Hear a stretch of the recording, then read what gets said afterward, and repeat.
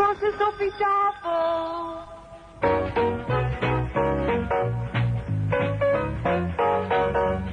The makers of Epic Pure Sunflower Oil, Purine and Pret Cooking Fat, Yum Yum Peanut Butter, Maple Margarine, and Niblets Cheese Twists present the Epic Casebook.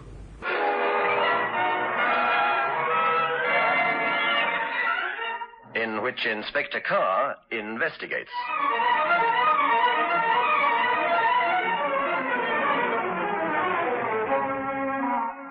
Good evening.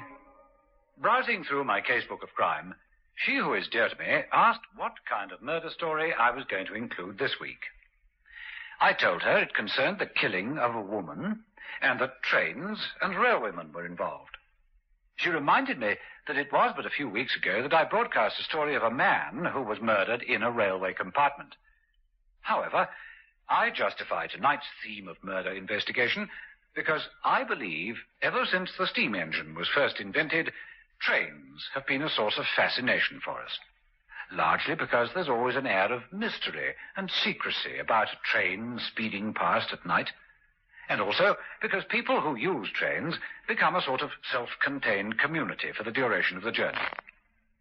I think it is this air of mystery that prompts small boys to have an ambition to become engine drivers, since it means going into the unknown. Having justified my choice of story tonight, let me tell you about it. I've called it Death Among the Sleepers.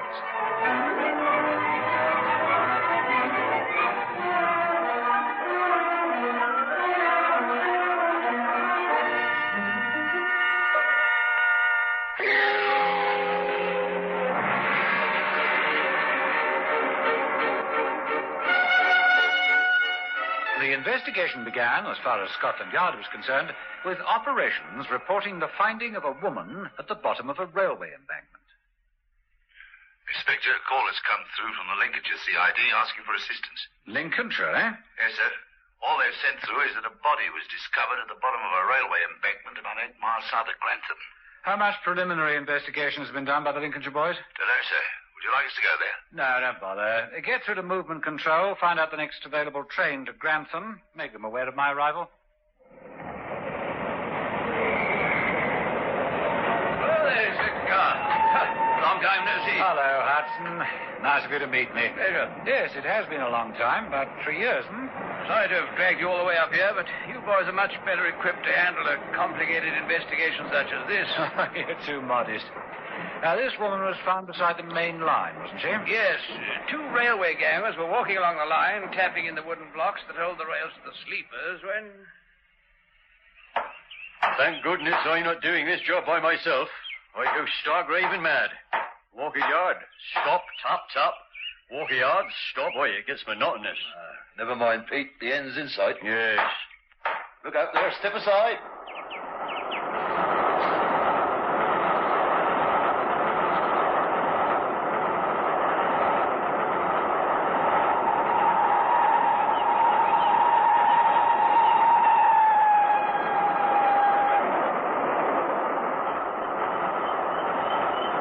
Frank, what are you looking at? Down there, the bottom of the embankment. Can you see it?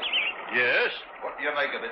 Why, it's only some rags. What, there's red hair? Whoa, what do you mean, red hair? It's a body. A woman. Come on. Oh. Horrible. What a mess. Must have been a pretty woman, too. You stay here. I'll go get out of the police.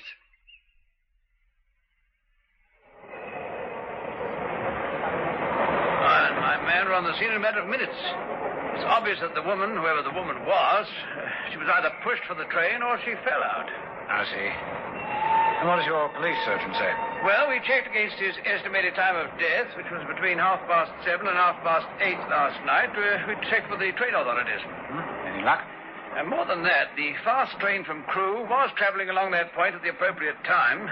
And what's more, the train attendant says that a woman answering her description was a passenger on it. Well, I've been looking at the description operations supplied to me. I've got it here. Yes. Height 5'8", weight approximately 10 stone, green eyes, auburn hair. You know, there are hundreds of thousands of women who'd answer that description. Oh, yes, true enough. What you weren't told is that we found her bag. since reporting her death. It was found in a thicket just behind the body. Well, that's interesting. It should help. It does in one way. There was a ticket from Crewe to London, so she was on the train, all right. There's nothing else in her bag that could identify her as a person. Oh, dear, that's a pity. If you'll come through, I'll show you. All right. There it is. There's the clothing. Lacerated and torn. Looks rather good quality. Well, no question about it. Oh, we'll trace the woman through these clothes, if nothing else. What's that over there? Is that the handbag? Yes, that's it. Oh, the usual things, you know. Lipstick, powder, feminine fripperies, £3, 12 shillings in cash. Anything else that I can use? Not really. Of course, if you want me No, I'll take care of her. I think the first thing to do is have a word with the railway people. Yes, that ticket was issued yesterday morning at Crewe. I checked with London. They're one ticket short, which means that ticket found in this woman's bag is the one issued for that particular train. I see, thank you. At what speed would the train be travelling at the point where she was found? At approximately 75 miles an hour. Oh, it's a horrible way to die. You received a report from your employees, I take it. Oh, yes, of course. Any likelihood of it being an accident? Inspector, when a train is travelling at such a speed, a person will have great difficulty in opening the door against the wind. She either committed suicide or was pushed out, but not to be caused by an unfortunate accident. Thank you. Oh, we're having one of our artists create what they think the woman looked like before her face was so badly disfigured. Copies of this picture will be in your office within an hour. I'd be grateful if members of the crew, ticket collectors, and so on were asked to identify her. Well, naturally, Inspector, the Railway Administration will do all it can to assist you in your investigation. However, the response from the artist's impression of the picture was of little help as far as tracing the woman was concerned. While she was unrecognized, no one could give us any information that would assist us in learning her identity or what happened on the train to cause this unknown woman to be found dead by a railway embankment. However, the artist did not draw his picture in vain. Carr speaking. Operations here, Inspector. Oh, what have you got for me? A woman found on railway line, identified from picture as a Mrs. Nancy Fordley, 32 Half Moon Street, Crewe. Divorced, one child. Right, Ops. Very good, sir. Shall I organise transport? Yes, please.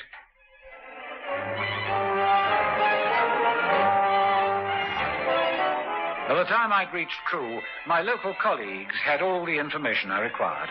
The husband of the dead woman was a Mr. Michael Fordley. I was driven to his place of employment. He rose from his office seat, a tall, slightly stooping figure, somewhat balding, with eyes that had a gentle look about them. Gentle and sad. Please, don't get up. I'm sorry to trouble you at your place of employment, but time is of the essence. Yeah, I understand. When Sergeant Henderson came to tell me about it, I couldn't believe it. I haven't told Gertrude. Inspector, I don't know what to do. Oh, at 6 years of age, the shock won't be too much for her. Poor little Gertie. Perhaps they'll give me custody. She's at boarding school, 4 miles from here. Did you continue to see your ex-wife? Oh, yes. Not by design.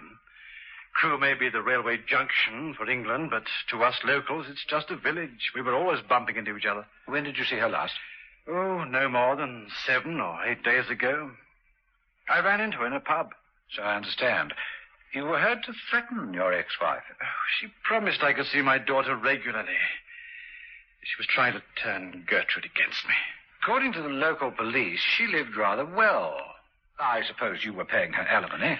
Yes, but I'm not exactly overpaid as chief clerk by Crewe Engineering Works. She couldn't have lived on what I paid her. What am I to make of that? Inspector Carr, I expect you to make of it what you will. You're a man of the world. You mean men? I mean just that. Well, there is a very remote possibility of suicide.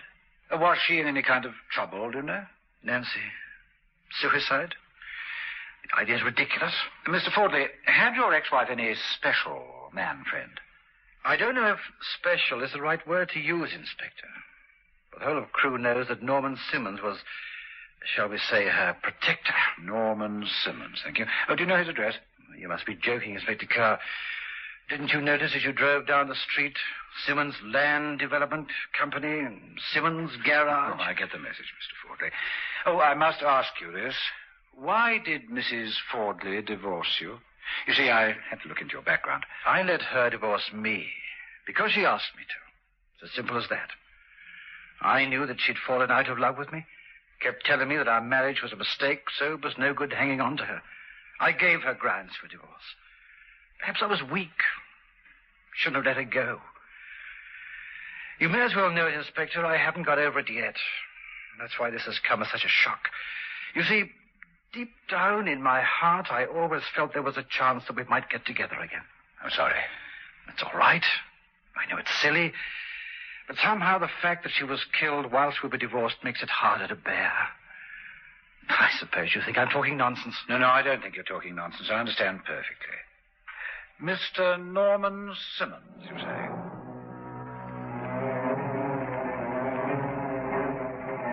Norman Simmons proved to be the antithesis of the bereaved ex-husband. Where Fordley was sad and beaten, Simmons' personality was the epitome of a good-looking, successful businessman whom life had gazed upon with a kindly eye. Particularly in stark contrast was his bouncy cheerfulness. Well, the famous modern Sherlock Holmes has descended upon us. We are indeed honored. Welcome to Crewe, Inspector. Thank you. No doubt you were expecting me. Aye? Why should I, Inspector? A close friend of yours is found dead by a railway embankment. Her identity has become known, causing the entire community of Crewe to be seething with speculation and excitement and gossip linking her name with yours, Mr. Simmons. Only mine? Frankly, Mr. Simmons, your name seems to be more prominent than the others. They're wrong. I now prefer fast motor cars to fast women. I got disenchanted with Nancy Fordley months ago. You've been described as the famous sleuth of the murder squad, but there's been no mention in the paper that murder had been committed. Was she murdered? That's what I'm trying to find out. Most of the medical evidence suggests it was a case of murder. Have you any idea why or who? No, not as a fact, but if you want me to hazard a guess, I'd say that if any man had reason to push her off the train, it was her ex-husband. Why do you say that? Well, I suppose you've been to see him. I should imagine the reason would be all too apparent. She drove him into the ground. It's these weak, pitiful men who turn out to be killers, or so my storybooks tell me. You shouldn't believe all you read, Mr. Simmons, and by the same token, a good detective never believes everything he hears. For instance, local gossip has hinted that you were the cause of their marriage breakup. That she was in love with you then. Oh, that's what she told him. Nancy pretended to be in love with me because she'd outgrown the poor sap. Our affair was over long before then. When did you last travel to London by train, Mr. Simmons? Oh, come off it, Inspector. She and I had some fun together, and that was that. I haven't traveled by train to London for over a week. If you're looking to me as a possible suspect, you're wasting your time. Why don't you check? Every booking clerk, railway porter knows my face.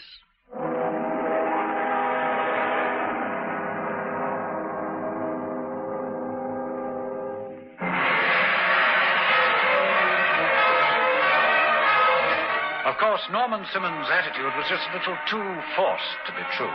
His ebullience and overconfidence was meant to impress me. With what? His devil-may-care attitude to life, his innocence. I decided to spend some time with one of the most fruitful sources of information, the landlord of the local hostelry. It was a terrible business. She had it coming to her, did Nancy Fordley. Why, she used to carry on in a pub sometimes, making fun of poor Mike, as the ex-husband, What about Simmons? Oh, I think she made a match there. If you ask me, he was the only man she really went overboard for. I don't think it was money either. Ruthless swine is Simmons. He certainly got away with the women. Oh, yes. And who was Mrs. Fordley's current boyfriend? It's a funny thing. She didn't seem to go about with one of the locals lately. Wait a minute. Yes, what have you thought of? Yeah, some months ago, she asked me if I knew a district called Herne Hill, seeing as how I come from London originally. Thank you. Thank you, landlord. I think that explains something. I think I'll have another word with the station master. Went up to London quite a lot, she did, almost every week. When did she return? Oh, I couldn't tell you exactly, but I know this. She was always here for the weekends. Used to bring her daughter home from boarding school. I see. Well, what about a suitcase? Did she used to come onto the railway platform with a suitcase? Oh, I couldn't tell you that. Not the sort of thing anyone would notice, is it? No, I don't suppose it is. Oh, how far am I from Half Moon Street? Oh, it's not more than 3 minutes' walk from here.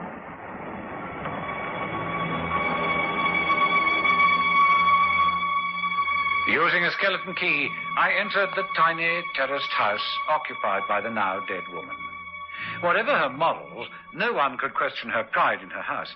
It was spotlessly clean, and in the room that she would describe as her parlor was a framed portrait of her daughter, a smiling, happy little child.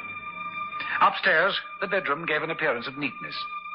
With the inevitable feeling of distaste, I went through her private effects. There was little of value. No love or threatening letters. No diary to reveal her reasons for the frequent trips to London. And then I came across a receipt, which was to save us many hours of questioning. Yes? Operations here, Inspector. The receipt for 6 months' rent at Langley Flats is in the name of Oliver Danbury. Yes? Married, 3 children, owns the Danbury garage at Norwood. Married, 3 children. That's it. Things are hotting up. Thanks, Ops. About that suitcase. Tell the lost property office not to bother. There wasn't a suitcase. Mrs. Fordley had a dual establishment. That's why she could stay overnight in London without having to take any accessories with her. Get X branch to find out whether Danbury was away from work at the time she was killed, whether he'd taken a train going north. He's obviously suspect number 1. Very good, sir. I think I'll be a little kind to the man. I'll question him at the garage.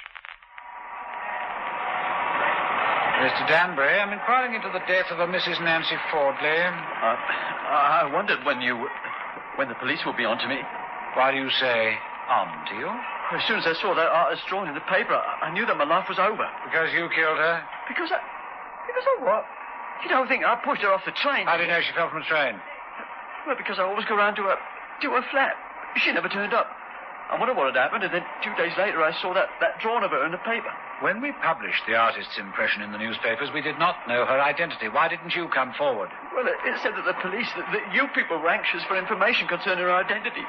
I hadn't got the guts. I was afraid my wife would find out what had been going on. What do you mean, going on? Were you in love with Mrs. Ford? I hated her. Hated her? Yet you paid the rent for her flat in Herne Hill. I've been going through her bank book. She's been getting regular remittances. Weren't they from you? Yeah, I kept her. You won't understand this. I didn't love her. I hated her, and yet I wanted her. I couldn't get her out of my system. Was she blackmailing you, Mr. Danbury? Sometimes. Sometimes I tell her to go away. It was a torment. I know I've been weak. I've been unfaithful to my wife, and yet I loved her. I've got three wonderful kids. Every time Nancy begging with my little fingers, I'd be running out. Oh, excuse me. Were you on that train? No, Inspector. Where were you between 7:30, 8:30 on Tuesday night? I was having supper with my wife and kids. Please, does my wife have to know? Mr. Danbury, I'm not concerned with your morals, nor with your domestic relationship. If I find it necessary to check on your alibi with your wife, I'll do so.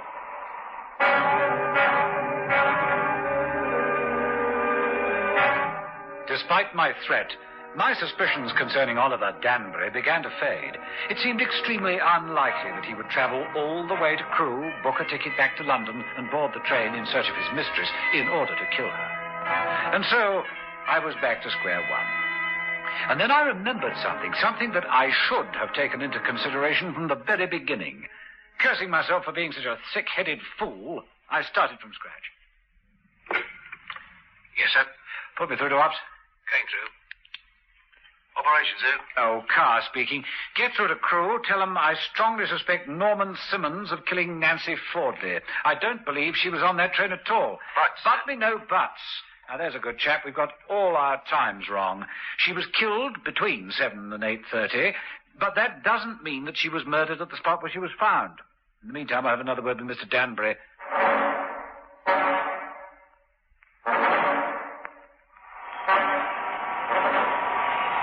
Now, Mr. Danbury, I want to... Relax, old boy, relax. You're off my list of suspects. Oh, thank heaven. It wasn't for myself. I haven't time for your unctuous self-pity. You deserve the shock you've got. Now, here are some amounts. These paying-in slips were taken from the Herne Hill flat. There's one here for £100. Did you ever give her £100 in one sum? £100? Of course not. I mean, I'm not that rich. Significantly, it was in cash. Someone was being blackmailed. She seemed quite a character, did Mrs. Fordley. And to think Yes, that I was... my friend, if you'd carried on your relationship with this woman, you'd have gone one way. Talking about ways, I think I'd better hie me back to Crewe. I don't think I've ever seen so many passengers, Station Master. Not surprising, Inspector. This is the main railway junction. You might call this the nerve centre of the railway system. You remember I asked you if you were able to recognize Mrs. Fordley as being one of the passengers? You said yes, but you didn't sound very sure. Well, She usually caught that train to London, eh? Yes. But you're not sure, are you? Well, Inspector, that's the fast train to London. Carried over 800 passengers. It's the longest train in operation. And I don't feel too bad, Station Master. According to her description, there was nothing outstanding. In fact, I remembered saying at the time many women were of that height, weight, and colouring. Thank you for letting me off the hook. Before we were able to identify Mrs. Fordley, one of our artists made an impression of her face, which was terribly disfigured. Did you see it in the paper? Yes. Now, when you looked at it, did you think that's Mrs. Fordley who lives in Crewe? No. That clinches it. Because when this was shown to the guard and the train attendants, they thought they recognized her because there must have been a dozen women on that train answering to that description.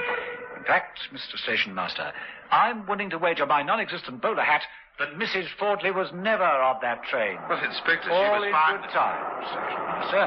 I have a feeling that the answers to all the questions will soon become available.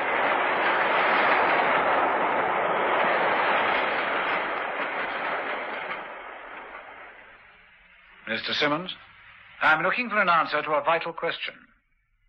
I think you can supply it. I gave answers to all your questions, Inspector, the last time you were here. Don't tell me you haven't crossed me off your list of suspects. Mr. Simmons, when it comes to an investigation of murder, we have at our disposal a vast network of machinery. What do you mean? I'm trying to suggest that we both can save a great deal of time if you answer my question truthfully. Where were you between the hours of 7:30 and 8:30 last Tuesday night? I've already told you I wasn't on that train. That isn't what I asked you, is it? At home, having a drink. All the time? Yes. You weren't, you know. At 7:40, that super-duper glamorous sports car of yours that you're so proud of was seen by a radio patrolman and by Sergeant Watson of the County Mobile Police to be travelling towards Grantham. I don't possess the only Loxton sports car in the country. No, of course you don't. Why didn't you tell me that Mrs. Fordley was blackmailing you? I have a sworn statement from a cashier at the Crewe National Bank that you drew 100 £1 notes from your bank the same day as Mrs. Fordley deposited a like amount in £1 notes. I don't know what all this is leading to. Don't you? What a horrible thing to do. Murder's bad enough, but to disfigure the woman's face to make it look as though she fell from a train. Look here, Inspector. I've stood just about enough from you. Are you charging me with murder? You know that the sports car speeding towards Grantham isn't sufficient grounds for a prosecution.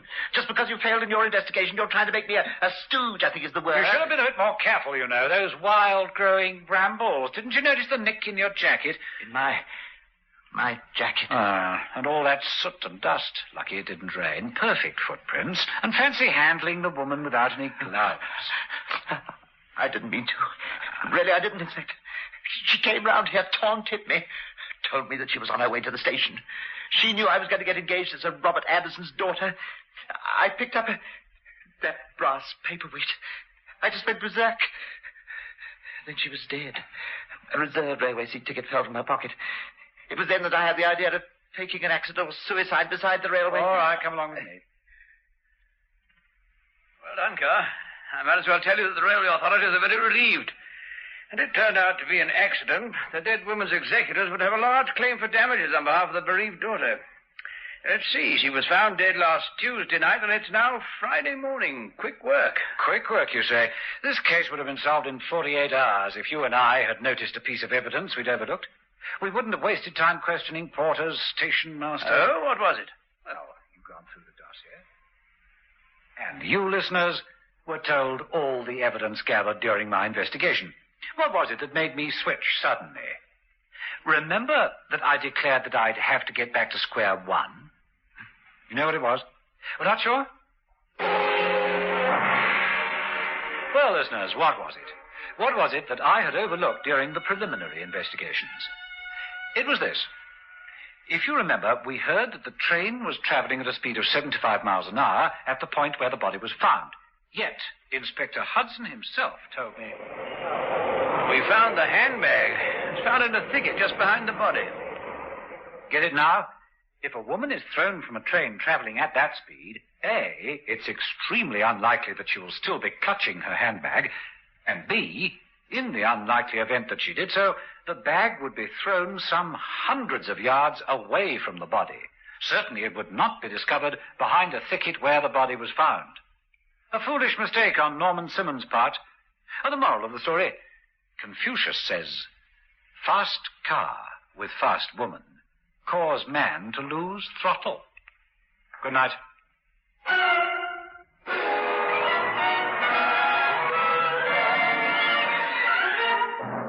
The Epic Casebook was produced by Michael Silver for the makers of Epic Pure Sunflower Oil, Maple Margarine, Yum Yum Peanut Butter, and Niblets Cheese Twists, with Hugh Rouse as Inspector Carr.